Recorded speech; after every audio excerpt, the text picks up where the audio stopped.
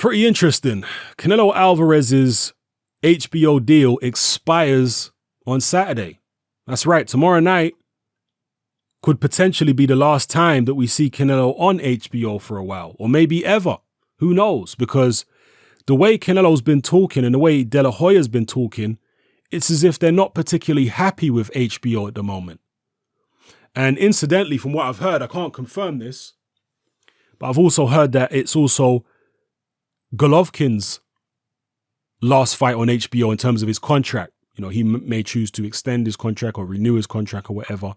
But from what people are telling me, it's also the last fight on Golovkin's HBO contract.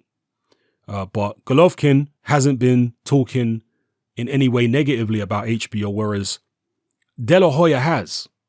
You know, I know he's had a very, very good relationship with HBO over many years, but perhaps it's just a negotiation tactic from De La Hoya to squeeze more money out of HBO or a better deal out of them by threatening to go elsewhere.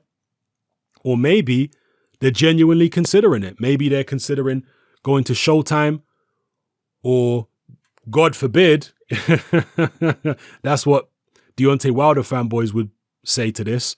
God forbid, maybe Canelo's considering Dazn, or maybe he's considering ESPN. Who knows? The one drawback, the major drawback with Dazn, this has to be said, is the fact that Dazn does not have pay-per-view. And Canelo is a pay-per-view fighter. So how would Dazn be able to come up with the funds to pay Canelo?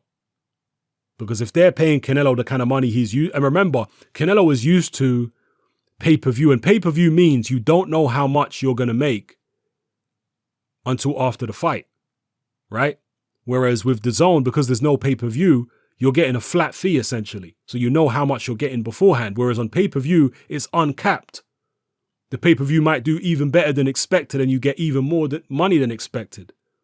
You see? That's the drawback with Dazn not having pay-per-view. And it's a very big drawback when you're talking about making super fights. If you're talking about, you know, maybe like an Errol Spence, a Sean Porter, Danny Garcia, those level fighters, even Mikey Garcia, yeah, they could earn good money, you know, maybe better money than they could earn anywhere else, potentially on somewhere like Dazn. But once they reach a certain level and, you know, cross over into superstardom, from what I've seen, Dazn doesn't have what it takes to maximize their earnings, from what I've seen. So it's probably unlikely for those reasons that Canelo would consider Dazn. But you never know. You know, Manny Pacquiao is apparently in negotiation with Dazn, and he's been a pay-per-view fighter for many years, even though most of us would agree he's coming to the end of his career and he's probably willing to accept less money now than he got in years gone by. But we'll see what happens with that whole Dazn situation.